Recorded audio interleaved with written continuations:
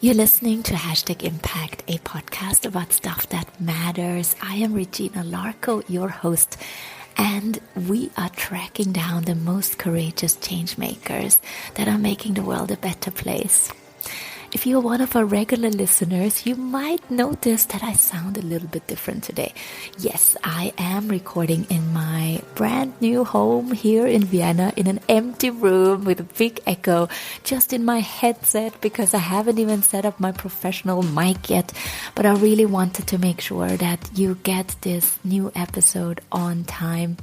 And if you subscribe to our newsletter at hashtagimpact.com/subscribe, you will also get a fun picture of the behind the scenes of how this improvised recording setup looks right in this moment. Enjoy. Today I sit down with Rainhard Fuchs, CCO and co-founder of Glacier, an Austrian-based startup that is bringing CO2 reduction and climate action to companies and their employees. Reinhard and me, we met at an event here in Austria a few weeks back. Actually, shout out to the wonderful team at Überall Scene Development and their really brilliant events, because I spotted you there and people pointed you out and they said, you know, if you're talking about making an impact, you gotta talk to Reinhard. And here we are today. Welcome to Hashtag Impact Podcast, Reinhard. Thanks a lot for the nice introduction, and thanks for having me. I'm looking forward to our discussion. Yeah, you know, actually, I want to start off by asking you for a favor. Can I do that? Sure. I know that you are a very passionate mountain climber, and I would just love for you to take us to maybe to one of the most magical moments you've experienced up on a glacier. And because I have never been. Well, two stories popped up in my mind immediately. Maybe firstly about once I've been on the biggest glacier of Austria, the Pasterze. It's in the heart of the Alps, and I got up at 2 a.m. That's the bit uncomfortable thing about mountaineering because it's safer to move in the morning, and we went on the glacier, and it's completely dark. You imagine it's still, the glacier is white. However, if there are clouds and it's the starry sky above you, and then slowly the sun moves in the scenery, which means that it's getting lighter and lighter and brighter. And then there's this special moment when the sun goes up, and it's very hard to describe it because you're surrounded in the Pasterze, especially because it's so vast. You're surrounded just by ice and snow, and everything really sparkles. And then the sun comes up, and it's still a bit cold, to be fair.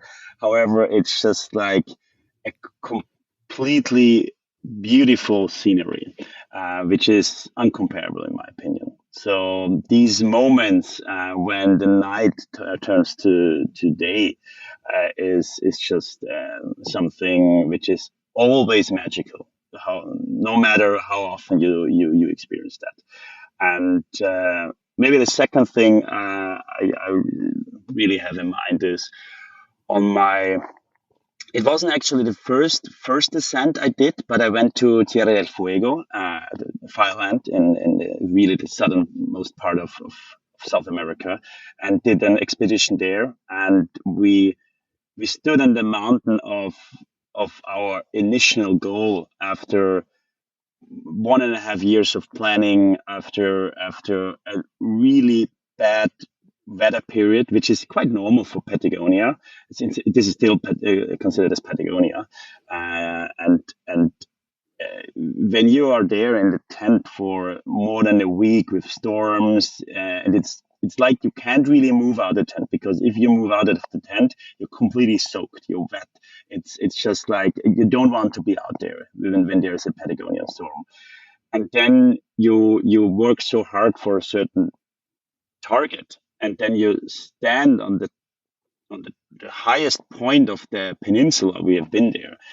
You just screamed out into the void, into the silence there, because nobody was obviously there. And we were the first people standing on this mountain, and just the pure fact that you're the first person in the world to see exactly this scene in this moment was, I mean, I still get goosebumps now. Was just amazing, and that's all about nature, in my opinion. Really getting the energy from what is around us, and we don't need anything for that. You just need to go out there. It doesn't have to be a first ascent. It just can be the hill around your corner, and to go up there in the forest and so on. It gives you so much, and this is what I love about nature. And I can imagine that's a big motivation and driver when building and growing Glacier. And Absolutely. I remember now that first day we met was a super hot summer day, right? So going from that ice cold glacier experience to what we have all experienced firsthand, I think, across the globe, with extreme weather events, with extreme heat that we as humans just have to learn how to cope with, I guess. Yeah. I mean, how do you feel about what's happening with our climate today? I think I reflected on that a lot because I just recently returned from a small parental leave for my small child. And I spend a lot of time in the nature with my son and my partner. And it's two-sided. So I don't know why, but I'm a super optimist. So I say, well, okay, this has to be solved in a certain way. So I don't feel depressed by also the events, because I know they're happening. I know they will be happening more regularly. This what we see right now is just a glimpse of what is coming, and that's of course frightening in the end. I mean, look what was happening this summer alone in Europe. I mean, all over the world. But if you looked at the magazines, the newspapers, the headlines, there were like 4 out of 5 headlines were about storms, wildfires, extreme temperatures. I mean, we had our team event. We went with the night chapter, so the train to Paris to see Coldplay, because they're playing an environmentally friendly tour, which was amazing, in the Stade de France with I think it was like 80,000 people or so. It's like massive. And at the very same day, it had 40 degrees in Paris.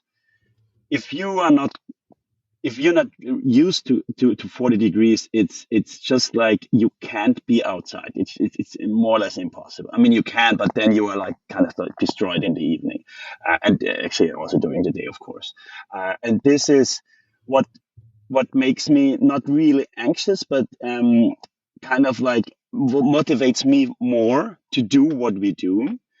On the other side, I'm a bit puzzled by the reaction of the people, to be honest, because it's the more it's getting normal, the more we see it as normal in a certain way, and say, well, okay, let's move on. And this is what I still have to digest in a certain way, because I talked to a lot of people in the summer during my break, like regular people on the countryside, in the cities. I had time for talking in the end. And I don't have the feeling that we know what is coming. And we know not only what is coming, but what we are in right now. And it's not it's not about the tomorrow. It's also about the today. And we can make a change, and we can make a difference. This is proven. It's not only studies. It's what we have seen in the past and in history. And this motivates me to get up every day. Yeah, and that's what you're doing with Glacier. And so let us understand a bit better how you are bringing these topics also to your clients and to the target audience that you wanna, I guess, get on board with you to take little and big actions to face the climate crisis and to take action. So you are going into companies and talking to employees to get them to act, right? I mean, that's I guess the very simplified version of what you do. But how does that work exactly? Well, our journey started actually almost 3 years ago. We went to Madrid to the climate change summit, to COP25, where we wanted to understand why the problem we have here and climate change and climate crisis, you can refer to it however you want, is a problem since decades, and we are not capable of dealing with it in a substantial and positive way, in a certain way, and like to solve the problem.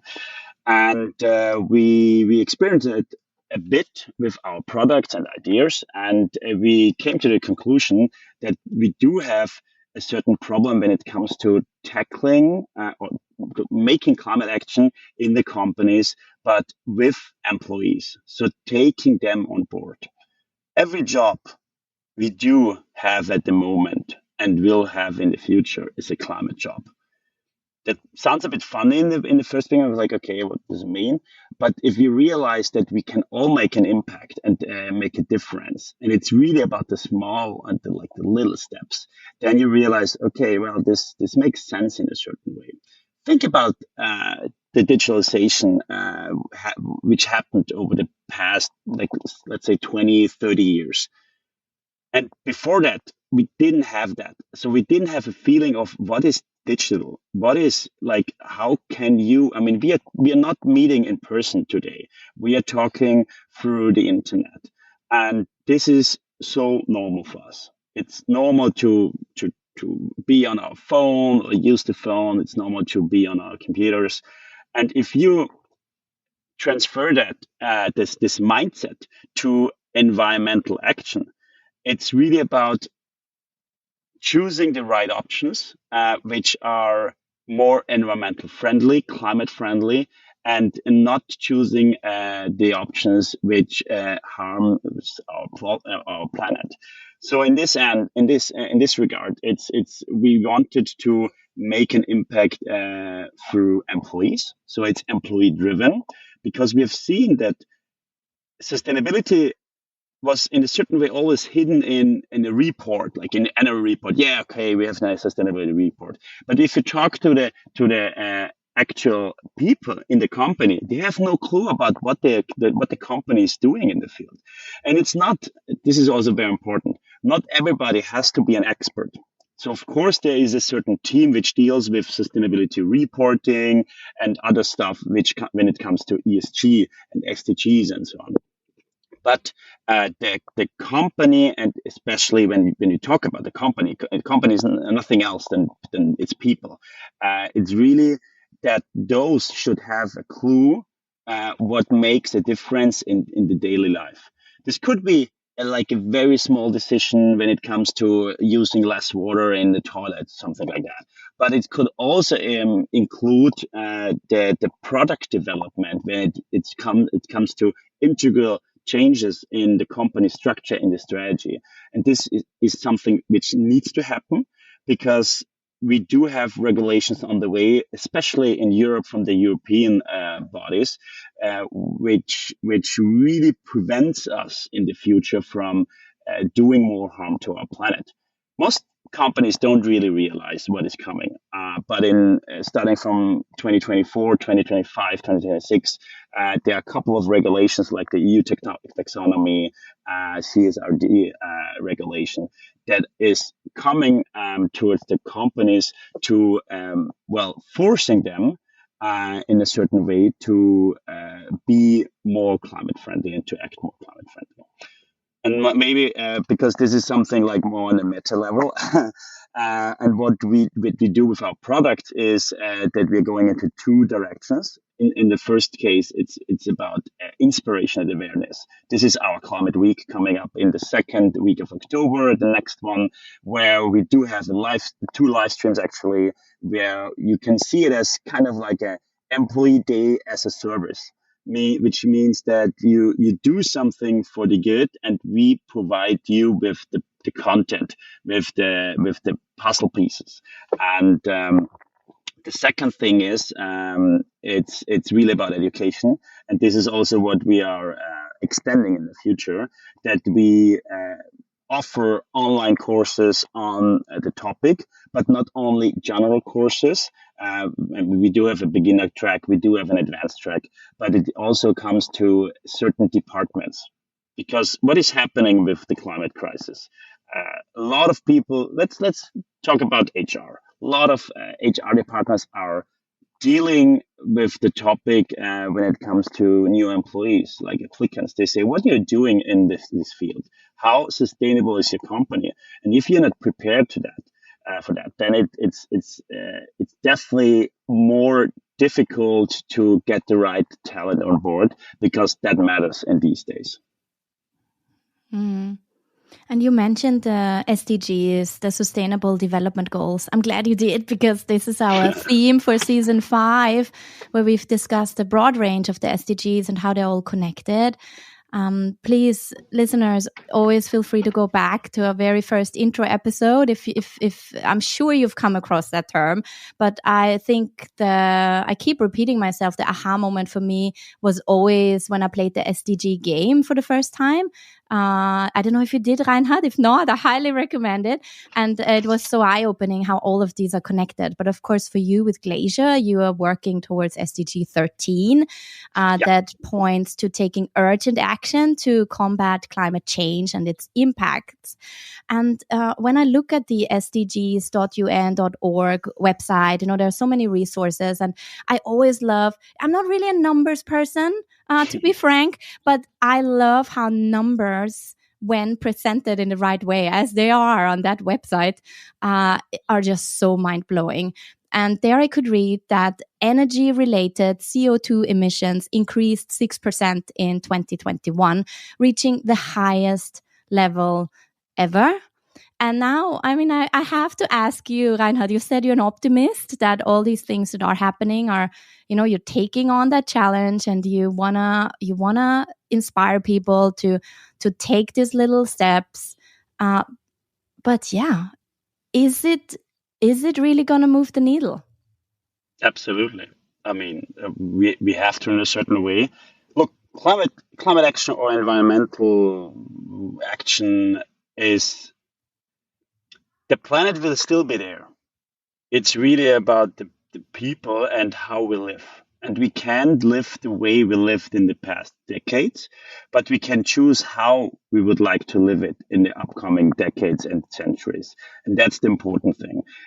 Because in the end, if it would be around 5 degrees more in Europe, well, certain parts won't be habitable anymore. And we would have a major problem of living in a certain way. But the planet, it will still be there. It should, some plants won't exist anymore. Some new plants will exist, I'm pretty sure.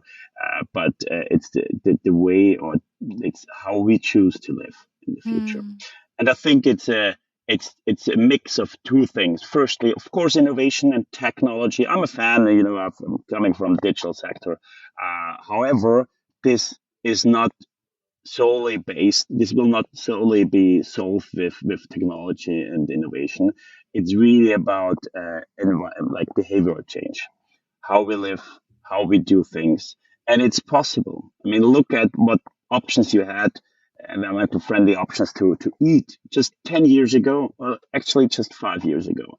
A lot's changed, and I'm aware that it's not happening in all of. I mean, I'm talking now about Vienna, for example. The options you can choose to eat healthy stuff, and I know it's different on the countryside. I'm from Vienna. I'm from the south, and still there is also a lot of innovation happening, and also in other cities, in other countries, so we can make a change.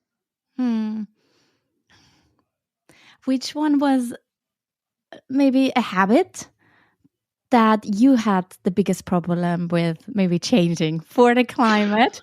Because we so lazy, we humans? And I'm like, oh my God, I'm the worst. Like, I'm really the worst. I want to be a role model for my kids. I want to do better. I think there's something about, you mentioned you have kids as well. There's something about once you become a parent, I think what you don't realize when you become a parent, like how much responsibility it really is, and how they are like constantly observing you, even in the moments when you think like they are not, and they hear everything, they see everything.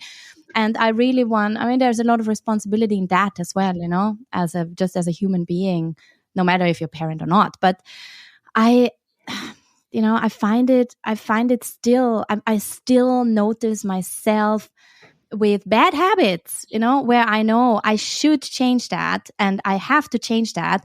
Why am I not finally stepping up? Like I'm embarrassed to say. So now I'm like putting you on the spot, what thing was hard for you to like tackle, or maybe still is? Uh, I'm far from perfect. And I think this is a very important message. It's not about being perfect. It's just about uh, being better, and getting better. So increasing and improving in small steps. For example, I do still do eat meat. I know that it's not like good. I mean, if you look at the carbon emissions, you can still argue, well, white meat is not that bad and so on. However, it's meat. It's a lot of implications, and a lot of different things which are not good about this industry. And but I still do eat it. However, I changed and reduced my meat consumptions a lot, because, and I think this is also very important, it's really about I mean, there's a saying about you are real kind of like the mix of the five people who surround you. And this is so true, because I see that in work. We do have a lot of vegans in the team, and I'm not, but we do have the climate action policy. So we introduced that a couple of months ago, where we as a company don't fund any meat options. So if we go for like a team lunch or whatever, and the company is paying, we don't pay anything related to meat. And I think this is a very important, this small step. And actually, I don't mind. I like it. I really like it. I reduced the consumption to not like a super minimum, but to like, let's say 2 to 3 times a week. And when I say about 2 to 3 times, it's also if you eat it like on the side, it's still you eat meat. So it's not like that I eat it like the whole day for the 3 times, but like once or so. And yeah, I reduced that. Second thing, maybe we still own. I mean, we still own a car. We have two. Actually, I have three now with the child. But it, in a certain way, it would be also a mess to give away the car, just because it's still waste. And we decided to run it until it's done, more or less, which is actually by the end of the year, because it's 14 years old. And I got so I bought a Klima ticket, which is free transportation all across Austria for a certain amount of price, which is a bit more than 1,000 euros in Austria. In the end, this is like nothing. And I changed. I realized that I again changed my behavior. Before that, I really calculated it through. Well, if it's 1,000 euros, I have to travel like 10 times to this city and that and so on. The moment I got the ticket, I got this free pass, more or less. I loved it, and I don't. I I don't think about like going to a certain place anymore. I just jump on the train. I love being in the train, and you can work from there and so on. And the public transportation system in Vienna is, anyways, like excellent. And it changes your mind. And I don't care about like really remote places anymore, because there's so many possibilities which are still connected to the public transportation system. That's totally fine. And yeah, so this is again about making incremental changes step by step. Yeah, oh my God, we just give a shout out to the awesome public transportation system? Yeah. If you have never been to Austria or Vienna, where we're now recording from, I mean, I hear that from people that come visit us here, that they are just blown away also by the affordability of it. They're like, what, this is for the whole year? When I mentioned what I pay for my Jahreskarte, right? So, I mean, kudos really to making it accessible, affordable. And to then, even with the kids, I think sometimes it's often we think that, wouldn't it be easier to just jump in the car and, you have a lot of stuff when you're around with kids, right? So, but I mean, now, for example, for my kids, it's such an event. They love going on the U-Bahn and on the bus and on the tram, and they think it's fun to go on a journey like that. Like we also have a car, but they hate going in the car. So we are like most of the things we would take the U-Bahn. But again, you also mentioned you have family outside of Vienna, right? That's also, I think, the challenge we face. Like when we go visit places outside of Vienna, and I also have family in Lower Austria, we would take the car, and it's okay. Yeah. It's not about like completely forbid the one or the other thing. It's fine. It's really about how often you use it in a certain way, because certain places are, when you talk about Austria, they're not connected to the public transportation system, and that's also okay. It's just really about look. I think 95% of the drives, that the car drives in Austria, are within 2 kilometers. This is exactly the thing you can change, and this is the behavioral change you can do. Saying, well, is it really necessary to go there by car? It's 2 kilometers. And about my child, I mean, he's cheering when the train moves in the station. He loves it. Right. Like, he's really screaming like, "Ooh!" And you know, also already kind of like this anticipation of entering the train. Yes. And again, it's. I think this matters, because it's a difference if you are used to go with the train or not. If you're always used to jump into the car and move and drive away, it's a different thing. And he really sees it from the very beginning, saying, "Well, this is like a perfect option to move around." And you're getting more efficient, actually, when packing your stuff. Oh, yes, absolutely. Like, is this really necessary? Am I going to drag that around? Yes. Especially the kids, they want to bring... Okay, I'm going on a tangent. Not a tantrum either, but... Okay, maybe let me not get into that thing, what things kids want to bring when they just go on a little trip. But what I cannot leave out, Reinhard, and I know this might be a topic that would deserve its own podcast, and more time to really talk about that. But I know a lot of our listeners, they are founders themselves. They have started their own social enterprises. They are working to grow their impact, grow their team, looking for funding. And it just really makes me so happy to see your story, from because you founded this company. What was it now? A bit more than a year ago? Help me out here. How long has it been now?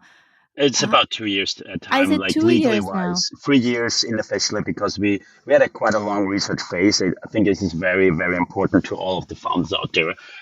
If you consider founding a company, that you just sit down and really think it through. Still, in our case, you can think it through 100 times. Then, COVID hit our planet, and Mm. a lot of plans changed for us because this is nothing we have foreseen Yeah. for certain reason. Mm. But any words of wisdom from you besides the do your research part, before you start something, but also when it comes to successfully going through these funding rounds, what has helped you that could encourage maybe some of our listeners that are now currently looking to go into their first seeding rounds, and they don't really, I don't know. I think it's a lot about how you tell your story, right? And how can you convince others to believe in your vision as much as you do? I know you have your strong founding team, right? Let's give, of course, shout out to your co-founder Andreas as well, yeah. And it's always a team effort. But is there something that you have noticed that don't forget that thing when you're going into speaking with your potential investors? Well, this is nothing new, of course, but it's all about the team. And you mentioned it beforehand. It's when it comes to investors, yes, the founders they matter a lot. In my case, I consider myself as really lucky to have Andreas on my side. It's amazing partnership, and we work on that also through individual and joint coaching. I think this is also very important. Maybe something which is still a bit like a taboo tema. Yes. Good. And Yes, let's root for that. I'm such a huge believer in investing in yourself and in coaching. Sorry that I had to jump in here, because yes, most people don't mention that, right? Because they're like, oh yeah, people should think I'm already doing a great job. But of course, you're learning always. We would by no means be there where we are without the coaching. Never, really. So this is like this is out of question, because you have fights. You are of different opinion, but it's a matter of are you willing to work on that and to work on your partnership and your relationship. In the end, it's also quite often stated it's something like a marriage. Because you choose your partner, you would like to stay together. However, it's not always easy, and it's not always like the funny days and the positive days, and that's normal, because without the lows, you don't have the highs in the end. And so maybe the coaching is something which is still not really discussed in the founder scene, and I'm a huge fan of it. And yes, it costs money, but it's so worth it. So, and like, don't think about the cost. Really think about the rewardings and the whole efforts and successes you get back. Of course, and on the other hand, what I mentioned with team, it's you are nothing without your team. I mean, also Andreas and I, we wouldn't be close to where we are at the moment, because people believed in your idea, and this is what closes the loop to what you mentioned before, to investors. You have to tell the story, and you have to find people who are willing to share their path with you. And I'm super grateful and happy about all of the people who joined us. Of course, those also who split ways. This is also perfectly fine, because this is the way it is. This is life, and but it's this motivation of the team is essential. Otherwise, you won't have the successes. Maybe short terms, but not in the long term. Definitely not also in the mid range. And I'm just very humbled to have those people around me, because almost all of them are better than I'm doing stuff in my profession, and it's just amazing also to see them grow and to learn from them each day. And with that, of course, to many more success stories written by Glacier and Reinhard and your amazing team, with the upcoming Climate Week, with the upcoming expansion into other countries, with what I was very excited about, noticing the upcoming also English speaking content and the things that are in the works. So where people should get in touch, right? I mean, they should now start following Glacier and join your Climate Week, follow your IG. Where should people go to find you and to learn more? Is there a newsletter already? I always love signing up for newsletters. Of course, there's a newsletter. So there's a newsletter. It's glacier.eco. Yes. Eco is actually also something which is quite bad in Google Analytics style. However, it was very, it's like .com and so on is way more efficient. However, it was also very important for us to have the statement eco stands for economy, but also ecologically. And the ecosystem we live in, and that we can make a business with an environmental idea. But also connect on LinkedIn. I'm partly active. I'm very active in general. However, I don't really find the time to post a lot of things. That's a thing I would like to change in the future. Yeah. But I got you there. I got our meeting confirmed there. Yeah. So. Yeah, that's true. And of course, we're very excited. And this is also what you can find on the website about our upcoming English courses, because it's simple. So we wanted to do that for more than a year now. And we always had the internal discussions. However, if you do something in the right way, it should be like, so if we do something, it should be in the right way. And we needed the time to set it up and to really go into this field, because then, of course, the target groups are opening up, and we are very excited about that. And you can find more English speaking content, which is also kind of something of the future. We move. So internationally, we are present in 5 countries already. However, we'd like to expand to more countries and to bring our ideas and our thoughts about climate action into as many companies as possible. Reinhard, I won't let you go. You know it probably, because I assume you have been binge listening to #Impact episodes ever since you heard about #Impact, since we met on that very hot summer day in Schloss Luxembourg, right? So you know what's about to come now. Our quick fire round. Are you ready? Sure. Making an impact means? Inspiring people. Who inspires you in the way they are tackling the Sustainable Development Goals? All the people who are working for that every day, especially on a voluntary basis. And what could everyone do right now after they listen to this podcast episode to, and you're going to love this question, make the world a better place? Well, when it comes to carbon emission, switch to green electricity, because it's the single most effective thing you can do. And the second thing would be, which is a bit different, mind the choice you're having for your next lunch or dinner or breakfast. What are you going to have for lunch today? We are going to a Persian restaurant in Vienna, and I'm looking forward to, great Chinese and plant-based food there. Yeah. Actually, I'm really looking forward to that right now. Now I made you hungry, I know. And I have to go check it out as well, because I feel a little bit like a newcomer to the city. And really, I can absolutely attest to that, what you said, like in the last 5 years, what has changed. I've been living abroad now for 13 years. I feel I'm coming back to Vienna, and I'm like my mind is blown as well on how, because usually you say, it doesn't change that much. That's what I always said when I just came to visit for like a week or two, a year.